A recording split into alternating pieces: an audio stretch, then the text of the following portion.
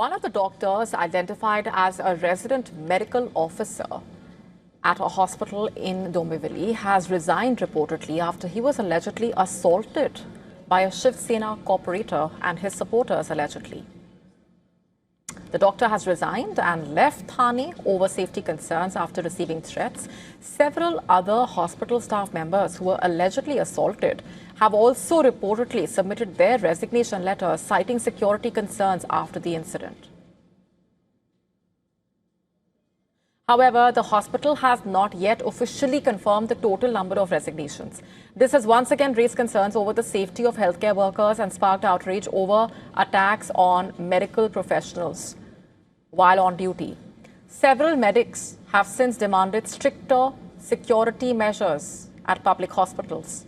The incident took place on the 6th of July, when two doctors, including him, were allegedly attacked by the Shiv Sena operator for advising the family of a newborn to shift the baby to another hospital for specialized care, allegedly. CCTV footage from the hospital showing him and several supporters allegedly confronting doctors, nurses and hospital staff. Police later arrested him and 3 others in relation with the alleged assault.